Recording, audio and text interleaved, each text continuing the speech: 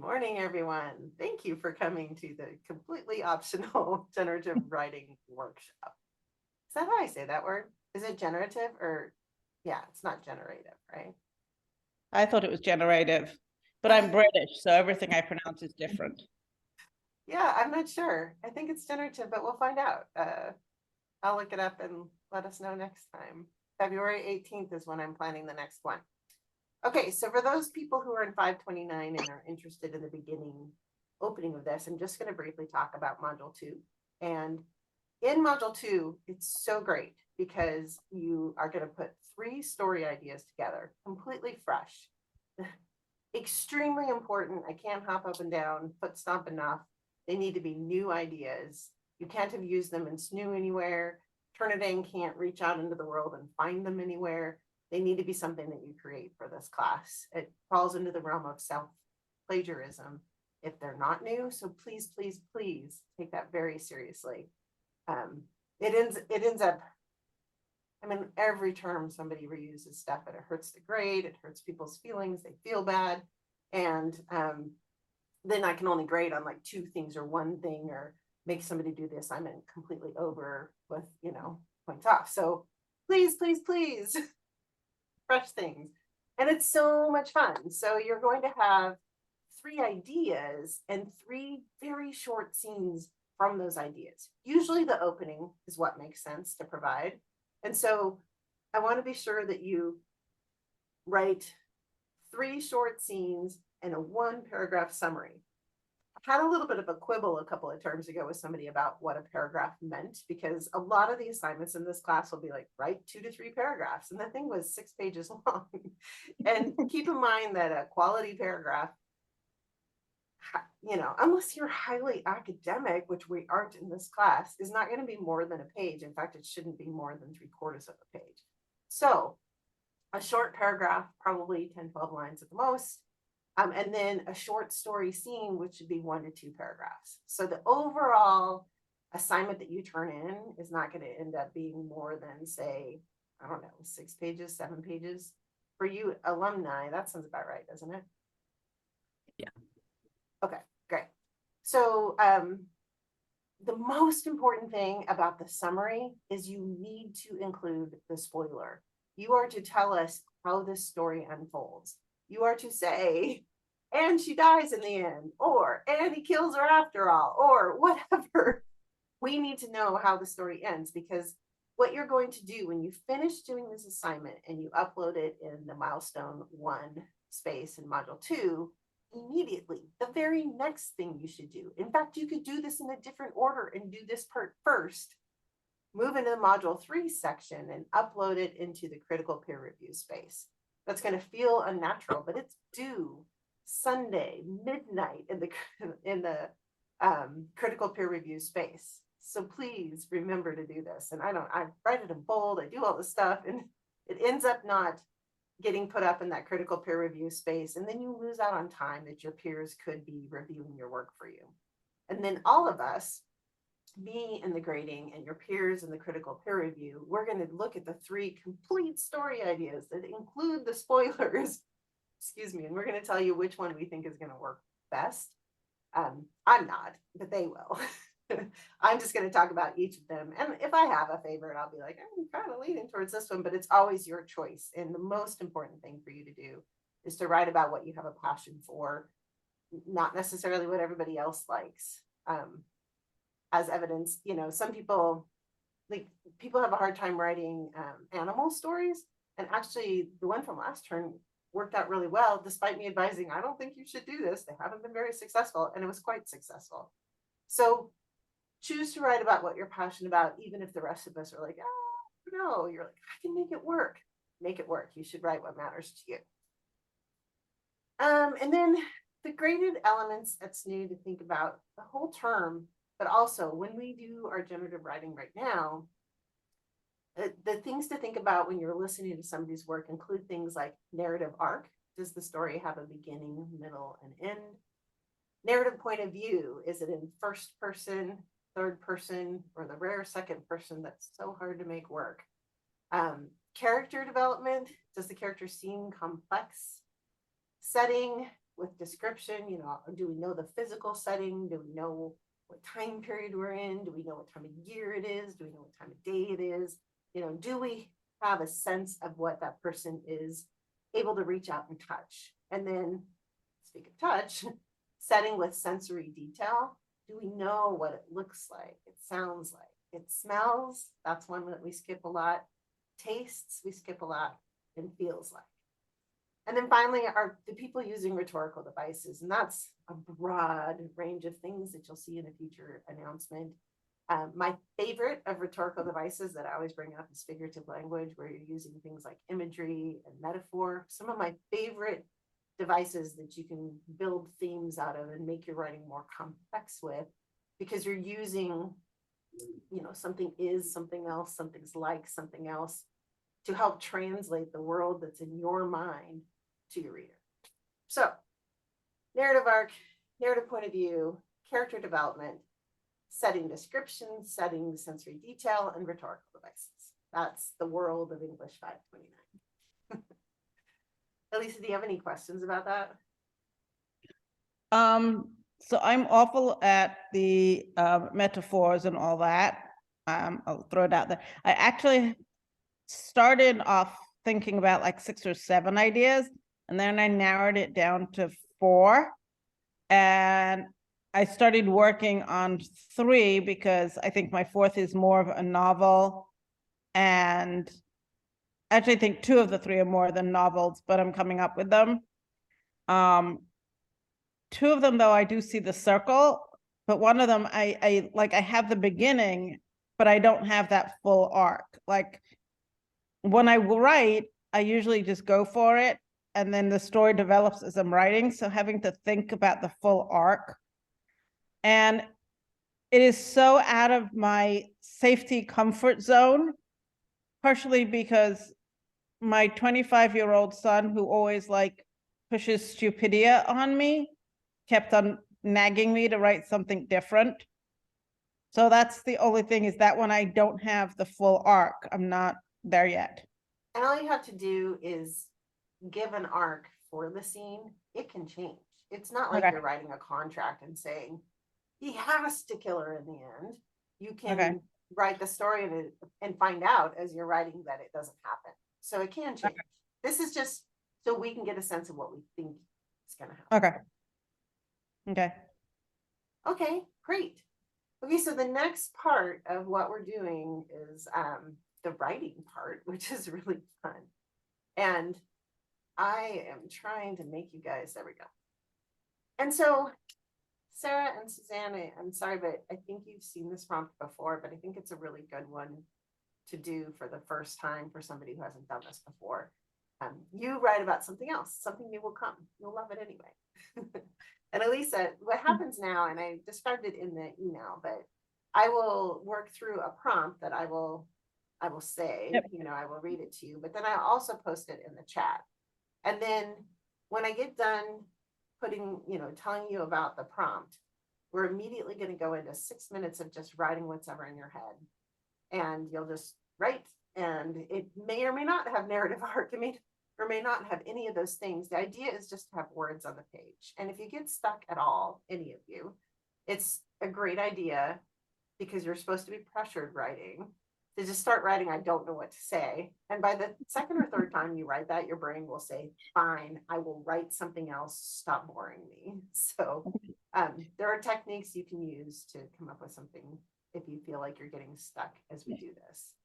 Do we read this out loud to the group, or is it just for us?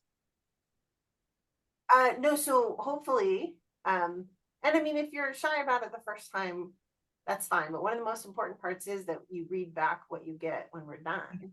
And as we talk about it in normal workshop style, you'll just hear what people have to say about it, but you don't get a chance to explain what you meant, because that's just what we do. And you'll just hear what people thought and their responses to it, and give you a feeling for what's working in your work. And then reading it back is important, because every writer who ends up successfully publishing will have to read somewhere. So this is the utter non-threat environment. And so if you can read here, it's a start to reading in the scary places. And one of my students from years ago now, she was terrified to read out loud, and she managed to start reading here, and now she's actually read in places, and had an agent ask for a full manuscript of her book last week. So, it's amazing how far you can go from if you're nervous about reading to the future. So this first prompt is, I want you to keep in mind a character that you have, or if you want to do autobiographical writing, that's fine too. You can write about yourself. You can use this space however you want. For 529, focusing on fiction is often a good idea because it's a fiction class. So think about a time when your character inadvertently uncovered something. It can be good, it can be bad. They weren't meant to know. An overheard conversation about them or someone close to them, their partner's diary, an internet search, an observation, and write about the discovery and their response. Did they confront the new information, or did they carry on as if they had never learned it? Okay, so I've added that into the chat for you to think about. And then typically for the 6-minute period, you can like turn your camera off or whatever. I'll make sure everybody's muted so our sounds don't interrupt each other. And then I try to come in about a minute before it's over to help you start wrapping things up. So any questions? Just to be like getting you going, I'm going to read it straight one time and we'll go straight into writing. Think about a time when your character inadvertently uncovered something good or bad they weren't meant to know. An overheard conversation about them or someone close to them, partner's diary, an internet search, an observation, anything. Write about the discovery and their response. Did they confront the new information, or did they carry on as if they never learned it? On your marks, get set, write.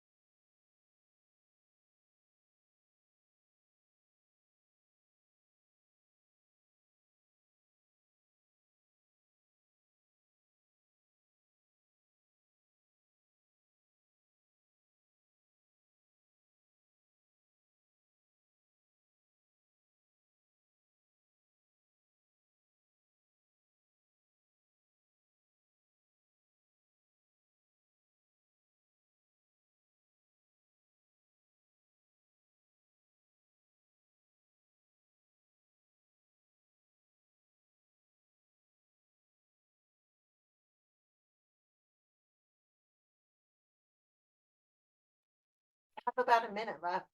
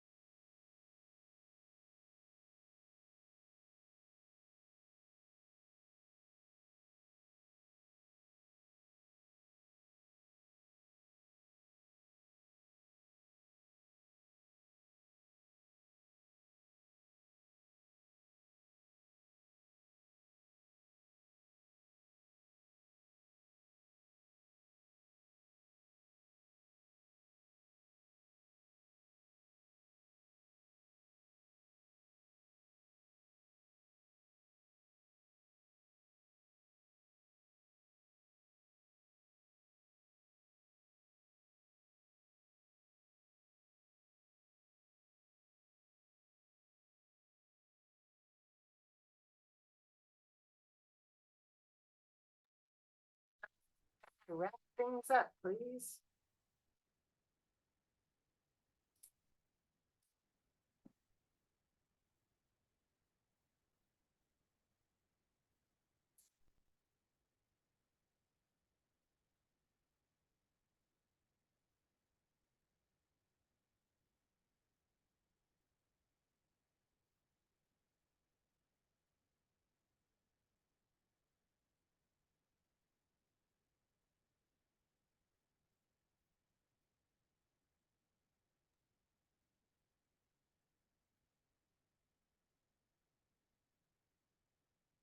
All of you are muted because I'm like that. So you might want to unmute yourselves.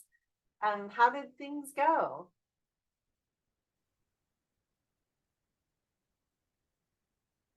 So I'll go first. So the hardest part will be reading my atrocious handwriting.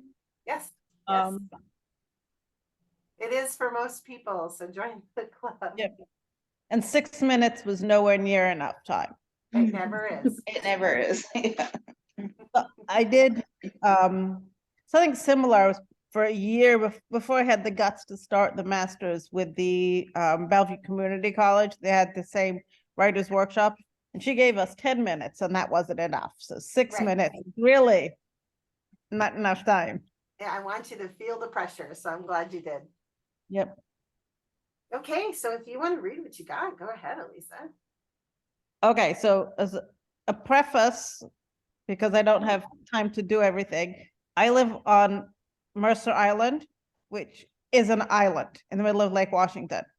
So you're not on the island unless you have a reason to be on the island. It's not like you're driving through and you happen, it's not rule, it's a freaking island. And if for some reason there's a backup on the 90 highway or something, you're trapped on the island. Okay. Okay, and this is unfortunately a true story, but anyway, it's our daughter, but I changed the names. Walking into the butcher section of QFC, James haunted the counter, harassing the butcher's clerk, discussing the minutia of the selection of the bone-in ribs. Out of the corner of his eye, he spied his 25-year-old daughter. I thought you said you were away, he said as he turned towards her. I was. We just got back. We were just in Oregon. What you doing here? Just walked in. I wanted to get some water. I was very thirsty, she said evasively. James looked towards her very full shopping cart. Is Ray here? He asked of her husband. He's waiting in the car. I just came in for water, she reiterated. James pointedly ignored the full cart she was trailing and said, well, seeing you're on Mercer Island, do you want to come in and see Mom? I can't, she said. We're running for water. James nodded to her and turned back towards the counter. Why would she be on Mercer Island if she just came in for water? She lives in Kirkland. Unless she was visiting family or not on vacation. Another lie discovered, he thought. Turning his phone on, he called his wife. Guess who I just ran into not on vacation, he said. Nice.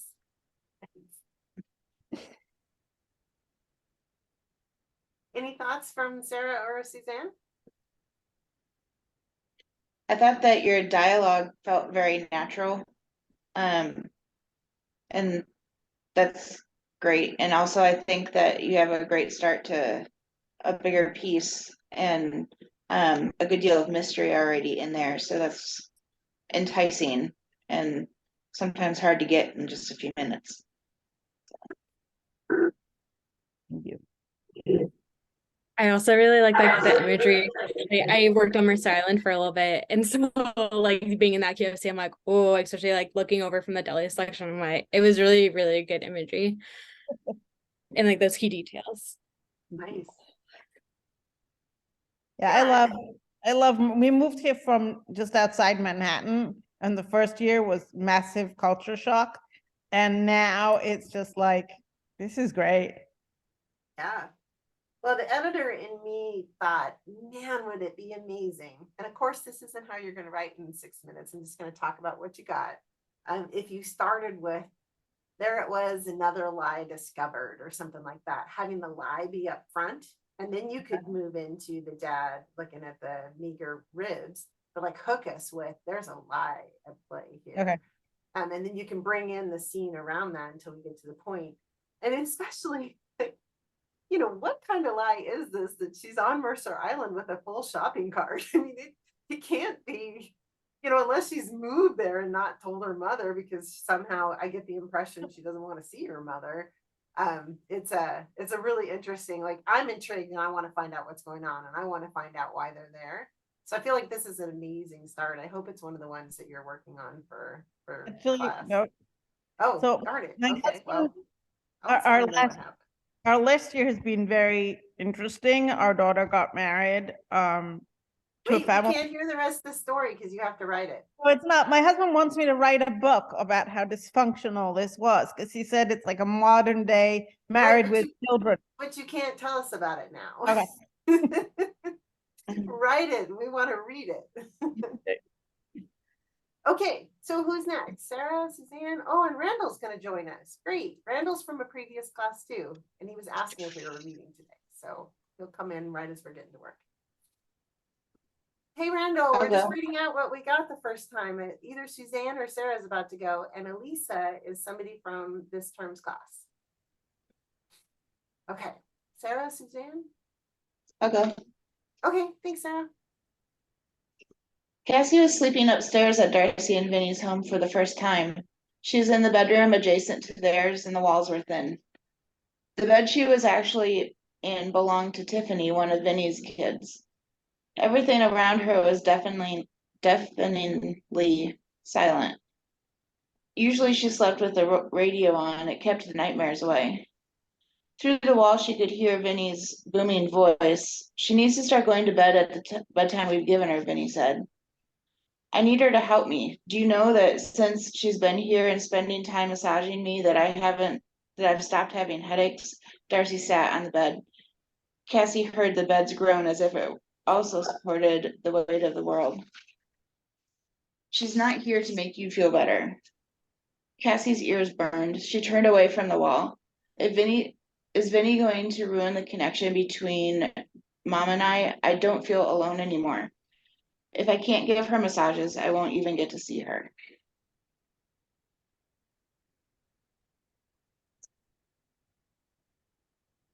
Taxi. So Elisa, Suzanne, Randall, any thoughts?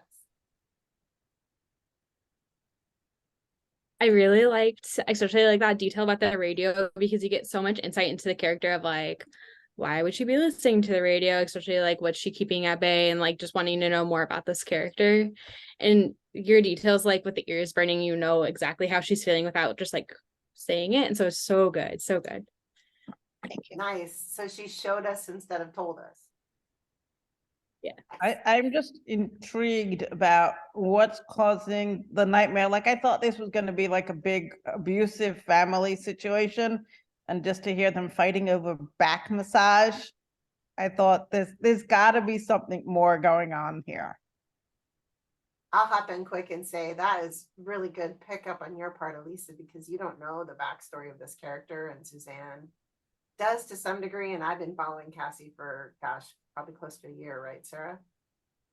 So the idea that you picked up on the fact that your first time meeting Cassie, you know there's something like related to abuse and trauma and something going on, you definitely are on track. So Sarah, how exciting is it that that's emerging in your writing to a new person? Cool. Thank Yeah. you. Yeah, definitely. Randall, did you hear it? Do you have anything to add?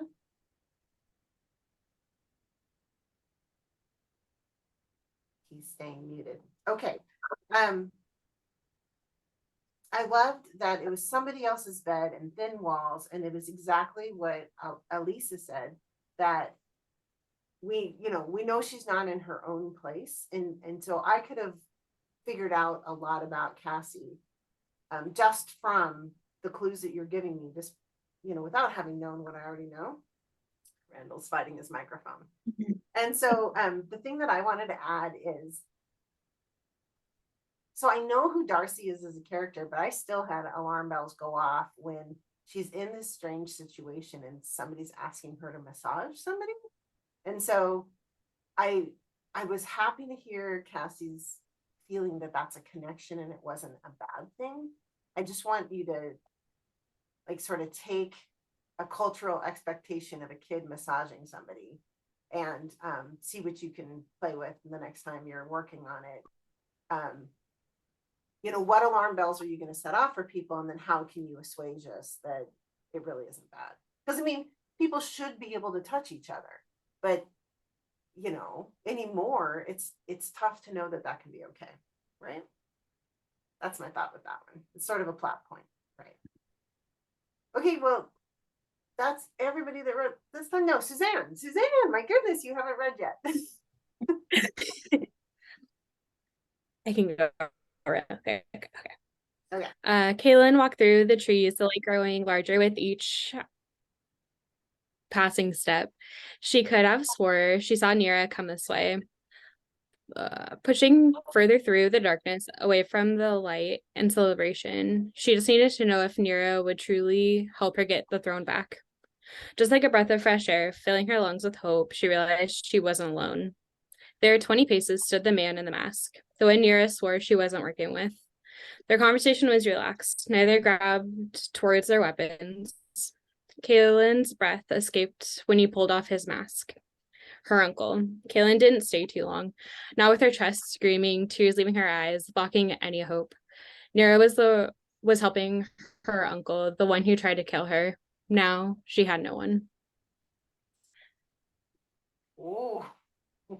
Nice. Okay. Thoughts from Elisa and Sarah, at least. So it sounds like the mask can be symbolic. Because if he is wearing a mask and then later he turns out to be what we find out is a bad person. I don't know if I'm understanding that correctly, but that would be cool. The other thing that I caught was at the beginning of it, it was about a breath and hope, and then at the end it was that hope was blocked. So kind of that sandwich was appealing too. Nice. Great Um, observation, Sarah. when you started this, I actually thought it was a poem. I don't know if this, I'm presuming from what the others said that this is the middle of something, but I thought you were reading a poem, not the story. So it took me like a second to click. My really, for me, confusing, I don't know if you've ever read the Chronicles of Elantra. She's on book 17 or 18, but the heroine is called Kaylin. So every time you said the name, I was expecting, so it's an environment where the emperor is a dragon. The other characters are Barani, which are like these humanoids that can fly. And it really took me a minute to realize that there could be two Caitlins in the universe. And I thought I felt really bad for her to discover that this person is trying to kill her. But I felt like you could have been, I know it's only 6 minutes, but it could have been more dramatic with the like a slow uncovering of the mask or some, you know, her horror to be deepened. Thanks, Elisa. And Randall has his mic working. Maybe. Can you hear me? Yep. Okay, it's working. My big takeaway from that was kind of what Sarah was talking about, that the mask seemed more than a mask. It seemed like this symbolic barrier between the two characters. And she was not aware of who her uncle was, just like she was not aware of who the masked individual was. So that I kind of drew off of that. I think if you expanded on this piece with more than just a few minutes to write, it would be cool to see the symbolic nature of the mask to be expanded as like a big part of that plot, if that makes sense. Oh, Thanks. sure does. Thank Yeah, you. thanks, Randall. And you know, for me, I want to hop in on this mask conversation if that's okay. So what I heard is that Kaylin already knew that her uncle had tried to kill her. And in this case, he's wearing a mask and her best friend and biggest hope is talking to him. So as a reader who is always trying to anticipate what's coming, I really, really, really want this to find out that the uncle's actually on her side and that her best friend is on her side. And what she thinks she's seeing isn't what she's seeing.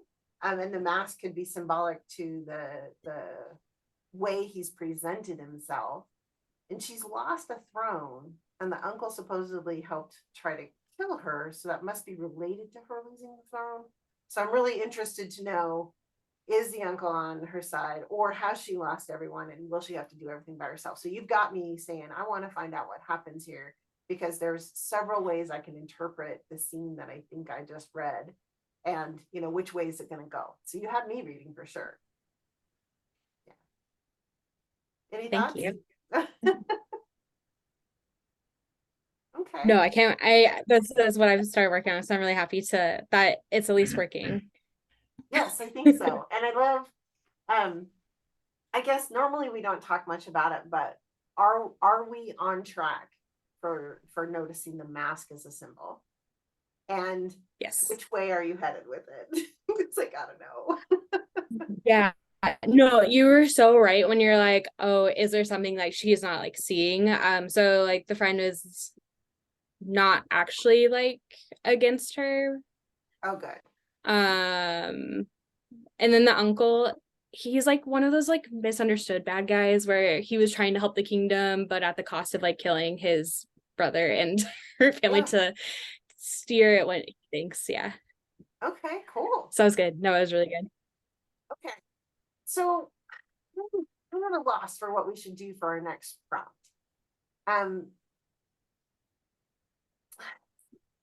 I think this is the one we need to do. So sorry, everybody, because I'm not sure how you're going to feel about this. And Randall, just try to imagine in your head what you would have written.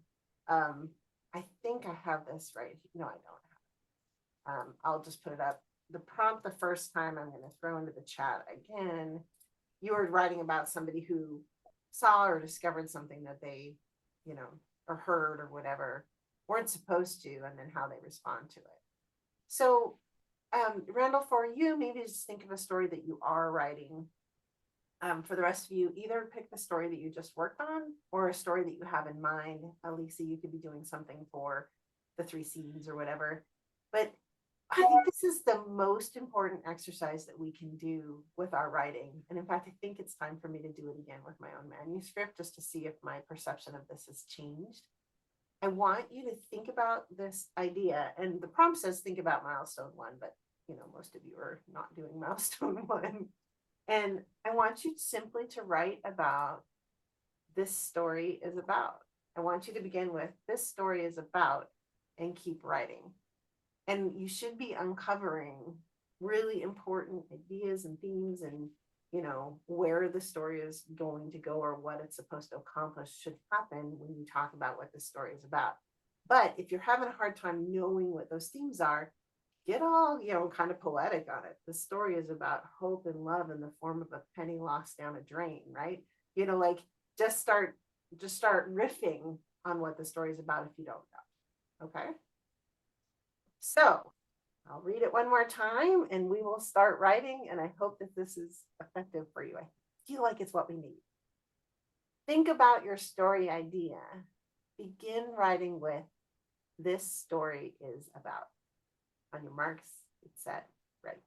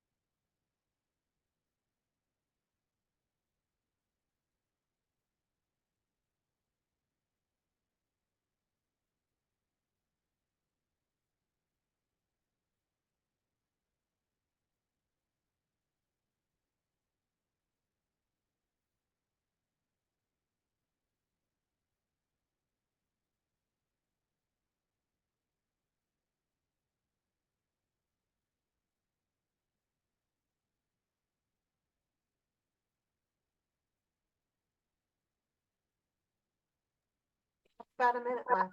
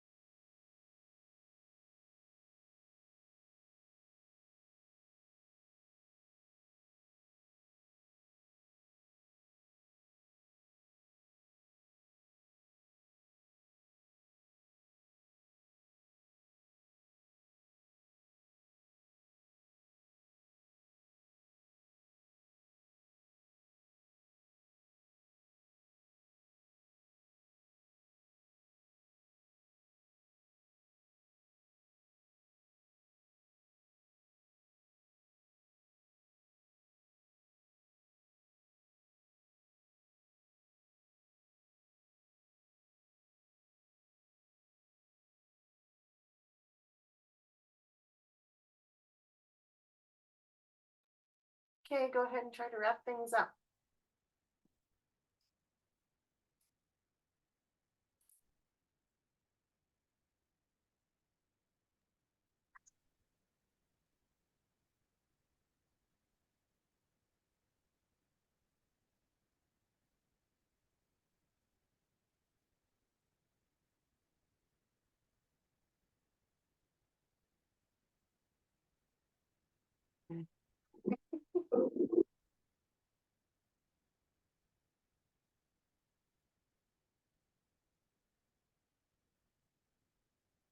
Okay, I see you starting to come back in. How did things go this time? Well, Not it wasn't yet. a story. It wasn't a story? That's okay. It's still an important step. And it's kind of a story to find out what you're writing about. So should we start with somebody different this time?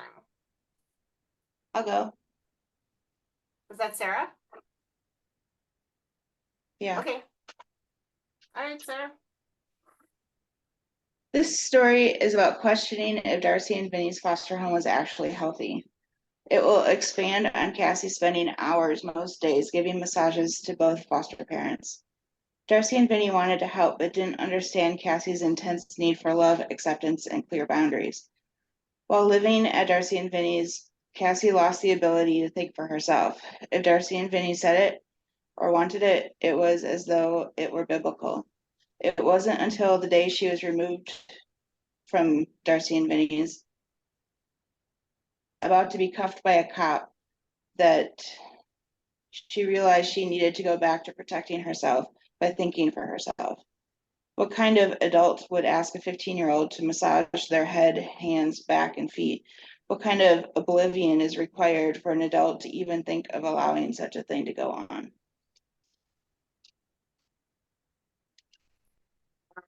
Love it. Okay, so obviously we're kind of looking at maybe a little bit different of a response, but I would love to hear what everybody has to say.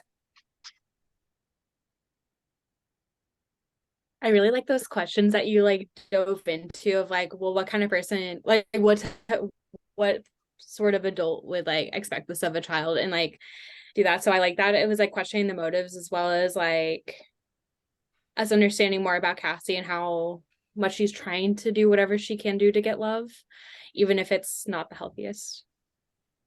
Yeah. Yep. I thought it explained the previous bit of your story. It's sad, and it's something I can never understand. I mean, for all my ups and downs with my kids, and I just can't understand this concept of abuse. It's just not there. And writing about it, I feel, must be just as gut-wrenching, or not just as gut-wrenching, but gut-wrenching as actually going through it. Okay, Randall, do you have anything to add? Yeah, I'm intrigued by the path that you're using to get to that end point, particularly in relation to what makes Cassie realize this is not okay, this is abuse, and this is not, I don't need to be okay with this. And to me, it seems like your story arc, you're making that kind of a priority in it, and finding, the shift in her mind when she realizes, I don't need love if this is the cost of it. I need to find love that's healthy. Yeah. And so what excites me so much about this, and is something to think about for this novel, Sarah, is the way that your own adult perspective narrator, who's narrating what's happening to Cassie, has some of the questions that maybe Cassie didn't have. I think that the first time I saw this story was in 529, when Cassie almost ends up in the cuffs. And all this other information, like when Cassie almost gets cuffed by that cop, she's like, I see that this is all going to change. She's resisting leaving their home, but she does realize she has to stick up for herself. And the adult narrator is now able to look back and say, there's more to this than even Cassie noticed in that moment. So I'd love for you to find a way to bring both voices to play in this narrative, because it gives us, there's no way Cassie can have that perspective, but if adult Cassie's narrating it, then we can have some of that perspective interspersed in, and I think it's invaluable. Like, I know that this wasn't a story, but I felt like this told us a lot about what your story is supposed to be about, and helped give us insight that we didn't have. I was really excited by it. Mhm. Okay, who wants to go next? I can. Okay, Suzanne, and then Elisa looks like she's next after you. Definitely went slightly more broad, but the story is about self-discovery and healing. Kaylin starts the story doubting her ability to lead, especially healing from being kidnapped and her aunt and cousin dying in that attack. She also needs to come to the terms about how she can use magic and what that means for other magic users. Are all magic users bad? Should people be allowed to use magic? Surviving her assassination attempt, she becomes cursed. Working with one of the new captors, she realizes she didn't truly know her own people, and especially herself. Ray was framed as the one who killed the royal family. Her uncle starts a campaign to hunt down the murderer who decimated the rest of his family.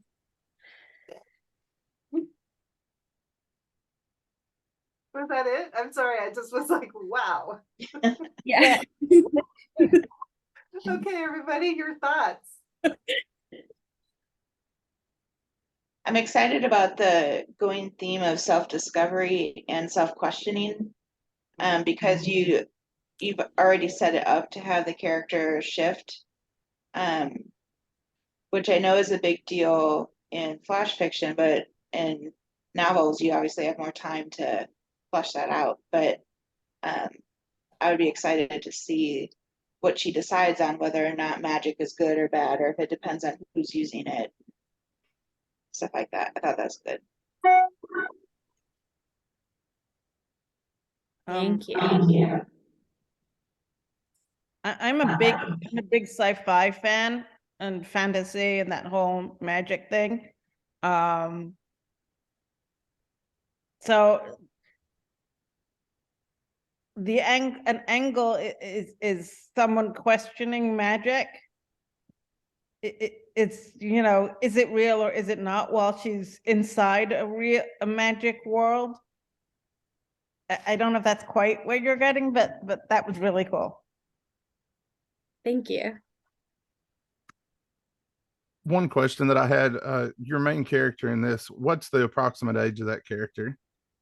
Do you know that yet? I don't. I think when I first started writing it, it was going to be like anywhere from like 18 to 21, because I feel like you grow enough and then you're like, oh shoot, who am I actually without like your Right. parents? And kind of the reason I was asking is I kind of saw a parallel in what you were reading about questioning the role of magic in the character's life. Parallel that as a symbol for, like, when we're coming of age and we're learning like what our own agency is and what the limits of that agency are. And I kind of saw that as a potential that you could explore. And I like I'm a big fan, like Elisa said about, I'm a huge fantasy buff. That's like my favorite thing to read. So I like the idea of you having these rules for your magic system, and there are consequences that are causing the person to question, like, is there a good way to use this?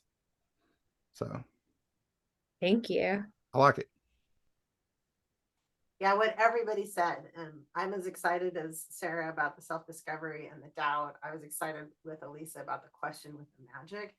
And I love Randall's idea about agency being, you know, like you could have an extended metaphor with magic and her agency. And the genre definition of that age period is that new adult that's coming out, you know, so like young adult Yeah. and new adult. And yeah. And so that's a really up and coming area, which is exciting.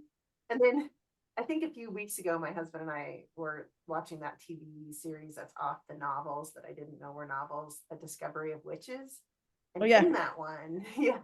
And in that one, there's a character who thinks that magic's bad, but she has really powerful magic, but she's been suppressing it her whole life for various reasons. And I think that that's a really fun and important question in these worlds. Like Randall said, when you have a rule system for your magic, but it's even questionable whether magic's a good thing. That just, I mean, and it upheaves everything we know about fantasy, because we are, I think that we who don't have magic, except for our words, you know, we're enamored with the idea of magic, and, you know, who would ever think it was bad? And that in itself creates tension for readers who would pick up a book like this. I think, Elisa, are you the one that said that you just read The Invisible Life of Addie LaRue? No. Oh, okay. I just finished reading that, and oh my gosh, I just highly recommend it. It's a well-written book and a really fun premise, and if you like things that have fantasy in them. Invisible Life of what? The Invisible Life of Addie LaRue, ADDIE, and then LARUE, all one word. It was just, I listened to it on audio and had a great narrator, but it would be great in a physical book too. And it just, the premise is so fun. Oh my gosh, I loved it. And it's on Kindle Unlimited. Although I'm a little bit afraid of horror or too much tension. Oh, I've read a lot by V.E. Schwab. The name sounds very familiar. Yeah, she's written a lot. I just think this is a newer book of hers. And it's free on Kindle Unlimited if you have Kindle Unlimited. Nice. I loved that because the character begins as a French person in her youth. I love that the audio narrator just had a whiff of a French accent with her. So I highly recommend you keep a French accent in your brain when you're, but barely, like somebody whose French accent has faded from an international time. I don't want to give too much away. If any of you want to give up on your life, there's a series by Michael Anderle called The Catharian Gambit. And it started as like a 7-book series and morphed into a 21-book series. And then other authors, like now 25 authors working on like sub-series, but they all have the same characters and the character threads and the wit and the universe. I think it's up to 250, 260 novels in it. And I, by mistake, read the first one last year. It took me almost 10 months to get through the base 250 books before I was like, all right, I'm done going down the rabbit hole. But if you want to give up on the rest of your life for like 10 months, it's really good. Definitely not doing that, but thank you. I cannot give up on my life. Okay, so I think we haven't heard from Elisa and Randall. Is that right? Yeah. Okay. Which of So, you would like to go? I can go. This is autobiographical, so hopefully none of you know my immediate family. This is what my husband wants me to write about, but I'm too scared of offending everybody involved. But anyway, this story is about the downward spiral of my daughter into the world of wealth, lies, and Stockholm syndrome. Like myself, she met her husband in 11th grade, although she was 17 and a half and I was just 16. He seemed nice, but had no ambition, knowing there was a trust fund waiting. They dated for years, but it was weird. We weren't allowed to meet the family. His his younger brother was in my younger daughter's classes, but they weren't allowed to talk. Emma's twin brother was not allowed to discuss anything that he saw in class. It was weird. As they grew up, the relationship growing, we queried their relationship. His mom accidentally bought a $5,000 leather jacket, 4 sizes too small, that perfectly fit my daughter. His mom accidentally walked out of Nordstrom with 2 Prada handbags by mistake, giving one to my daughter. As they grew up, the lies got bigger, but the kids got engaged. The mother is on her 3rd husband, each wedding being less ostentatious than the previous, but each husband being wealthier. She convinced our daughter not to have a big wedding and instead to marry at a steakhouse, despite the fact that all of our family are Orthodox kosher Jews, to not invite any friends. And our daughter says this all comes from her. There were 3, the mother was on her 3rd time metastasized cancer, requiring an emergency wedding during COVID, but no chemotherapy, no surgery, no masks, and no other evidence of chemo. As a character annihilation of her mother, who questioned all these things, started. We think she has Stockholm syndrome.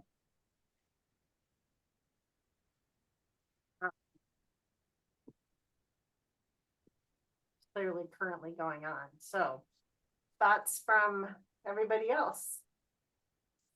I'm curious that if you write it, what point of view you'll use. Like, will you use it as you, the mom, as from the point of view of your daughter, from the point of view of what becomes her mother-in-law, and then staying with that same point of view throughout the whole story? It might be kind of tough, depending on which narrator you pick. But I think that it's definitely engrossing and showing like classic abuse signs. And usually the person in it doesn't understand that it's happening because it happens slowly and stuff. So Great observation. We're sort of going to do it as a 3rd person narrator, sort of trying to keep it not more factual, because I want to write it as like a fiction, but I guess more detached, because the shit just happens and it's so slowly incremental. I mean, my daughter's 25, this started when she was 17, that, until the shit hits the fan, you don't actually realize what's happening. Suzanne, do you have any comments for Elisa? It is like one of those dramas that you just like can't look away from, and you're like, but what's gonna happen next? Especially because like everything just keeps going on in a mystery. And you can easily turn this even into something super fictitious and have it be like a thriller or a mystery. Right. And it would be also really good on top of like, unfortunately, the reality of what is happening. Randall? Another thing that you might consider as a potential angle, I know you said that the big thing is you don't want to cause any further tension with it. You might even consider transporting it to something like a fantasy or science fiction setting and changing some of the details to where it's barely recognizable as the first material. But I do that a lot with fantasy stuff. It lets me escape from the nonsense of my life, but still share it in my writing. So that's another angle that you could consider. Thank you. Yeah, those are fantastic suggestions, Randall. And one author who I'm sure you're already reading, but who does, I think that this kind of novel, because it couldn't be anything shorter, would really benefit from being told from several points of view. Each chapter going to a different character. And Leanne Moriarty, an Yeah, yeah. Australian author, yeah, she does that marvelously. And it seems like, and another person who does multiple points of view is Diana Gabaldon with the Outlander series. But the one character is in the first person, and that's Claire, and everybody else is in the third person. So that would be a fun one if the mother of the daughter, I Yep. know this is you, but I need to talk Yeah, yeah. in terms of characters. If the mother of the daughter was that first person narrator and everybody else was in third, I think that would make a lot of sense for the pain of what's going on. I mean, Yep.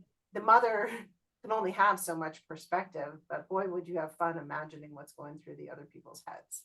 And especially, put it back in history, do what Randall said, put it in an entirely different world, and I think you could at least get it out of your system a little bit. Yep. Yeah. It's just, I'm sorry it's- that's happening. And the only thing that this is a terrible joke that our cohort from Bennington always uses, but we're like, at least you have good material. yep. No, it's just like, who would have thought, like, I mean, you read about all these wealthy people, but it's like, really, like, I have to Yeah. say, my in-laws came to the wedding and said this was like, they've been to happier funerals. I mean, like, what 25-year-old gets married with no friends, no best man, no whatever? And like, who says they've got cancer for the third time, but mid-COVID, and they're not like, and they don't need surgery, or like, the lies is so obvious, and it just drives us crazy that she's so blinded, like, Yeah. We're eager to have you write it. I'm Yep. sorry that this is happening, but boy, can you do a lot with it. Yeah. Did you get anything with the writing, Randall? Is there anything that you'd like I to share did. with the group? This story is about Godrin coming to terms with his inability to control the decisions of those that he loves. The escalation of watching his brother Theor in pain from a lifetime of loss and unfortunate circumstances. Theor is in an arranged marriage that has become loveless with time and turned to an outright disgust from his wife after the poisoning of their child at the hands of an assassin. Theor has taken on an air of indifference in front of others that he wears as a mask, but Godrin knows that he burns for the approval of their father and the wife who continually grows more distant. He is reckless in battle, and statements made while deep in his cups have convinced Godrin that his brother Theor has become suicidal. This has all come to a head when the daughter of a noble lord offers comfort and kind words to Theor following a failed battle in which Theor's distracted mistakes got many men killed. Godrin tries to reach his brother before he makes a terrible mistake, but he realizes he has failed when he finds Theor and the daughter in the royal gardens alone. Oh. Okay. What are your thoughts, everybody? It makes me sad. And also, since I've been sort of trying to put together bits of what I've heard you do on other weeks, I wish I'd had this first so I could make a little bit more sense of the little pieces that we get each time. But I think you did a really good synopsis.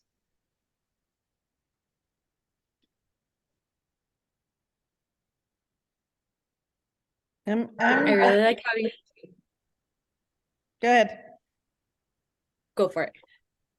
I'm just, I guess, why is he upset? I mean, I think I'm just missing like a chunk of this story. Why is he so upset about them meeting and catching them together?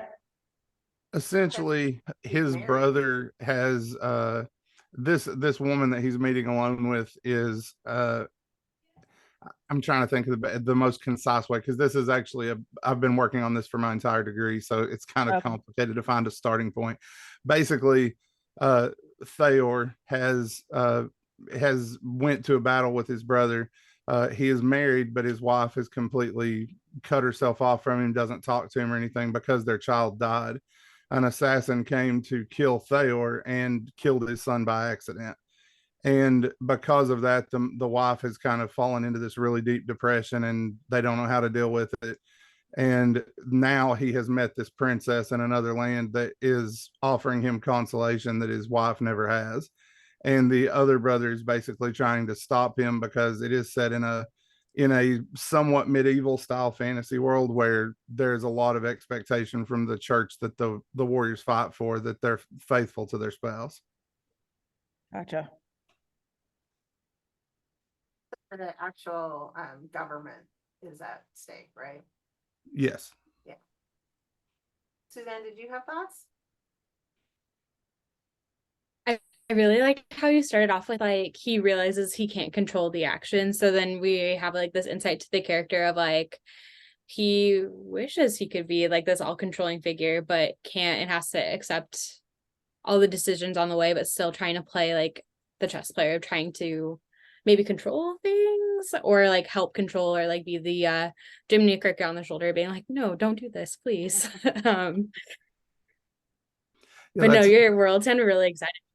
Yeah, that you're right on there. So that came across correctly. Essentially, I've tried to sell it as Godrin is the fixer in his family, and they're dealing with family drama on top of the fact that it's an order of knights, but with family drama thrown in on top of it. So Yeah, so my thought is I'm really excited to find out how, because the main action and the big so what for this world is a government and royal line and all these things that are not Godring. All he can do is just try to shape the path. How is Godring your main point of view character? And what are you gonna? I'm really excited to find out. It's hard to make the assistant the main point of view, but when you do successfully, it usually ends up being an amazing story because we find out that it's not just about keeping a kingdom alive or whatever. It's really about humanity. So the biggest thing that came from me listening to that is I want to know why I care about Godring. And I think that when I know, it's really going to matter. yeah, and that makes sense because I started trying to write it from his point of view, and then I realized, well, Theor's kind of the one driving the action here, not Godrin. But the more I tried to write from Theor's point of view, I was like, this has to be from Godrin's point of view because Theor's a loose cannon, and a lot of times we can't understand his decisions until later. Because if we understand him up front, it kills it. Yeah. So it kills the tension if he's the main guy. Yeah, so what I loved hearing too is if you listen to the way that everybody's pieces went, like Elisa was telling us about Claude and Sarah was telling us about the big questions and Suzanne is helping build up this world for us. And you were using grand ideas like a lifetime of loss, right? With that lacked specificity. And I think as we write these about the work that we're writing, developing like precision in what it's about, like finding, like when you do this as a litmus test of where your work is at the moment, it'll tell you sort of how much you know about it. And then you just keep writing. And then you try the exercise again and you find out you don't always necessarily write the same thing, but it will get more and more precise as the work is finishing. And eventually it becomes like, book jacket stuff, right? It's it ends up being what the story is about, but you don't know as you're working on it. You think you know, right? That makes sense. And it'll change as you're working. This was an amazing session, everybody. I feel like the instinct to go with that second prompt that wasn't really a story was actually a good thing for everybody here and what you're working on. So what's my point? Oh, I just want to hit the reminder at the end for Elisa anyway. Be sure when you finish up your milestone 1 that you post it in the module 3 space for the critical peer review. And I know that you've been through the course a bunch. There's a thing in the course that shows me how much time people have spent in it. And I think you spent more time before the class started some people have spent an entire course before. So. Oops. What's the copy paste? Oh, I didn't put the other. Yes, I did. No, when you post to the discussion, don't you have people copy and paste instead of attach?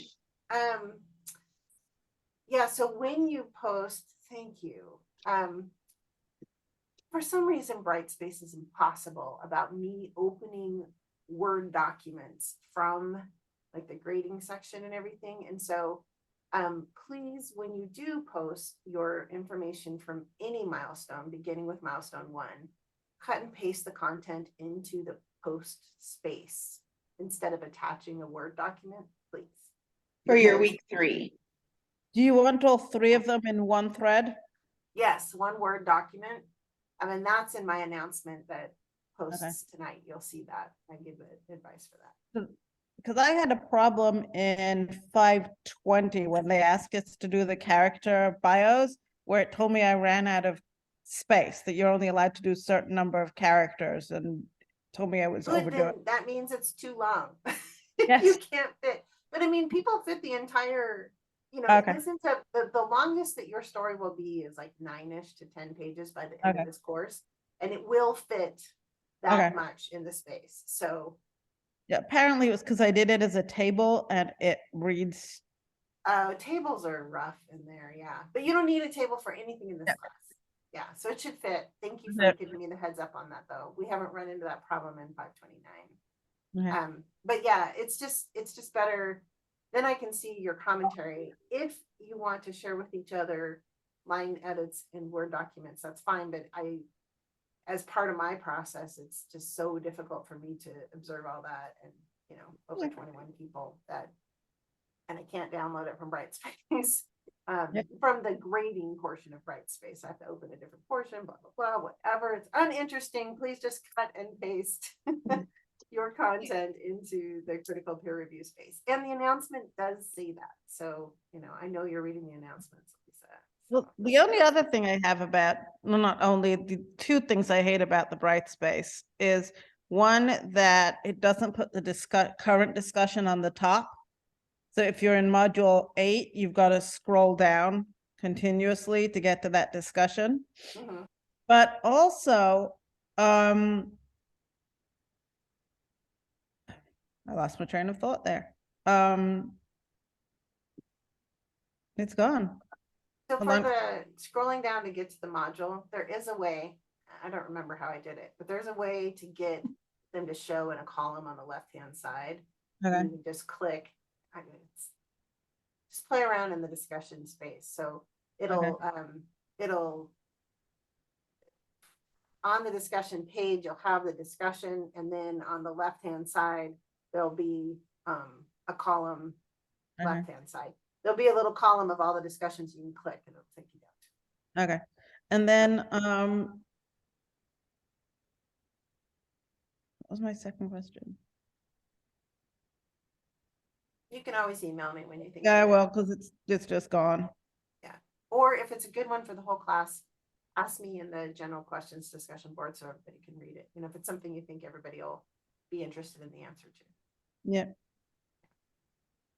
So the plan is to host this again on February 18th at the same time, same Zoom link, same everything. You're all invited. I'd love to see you here.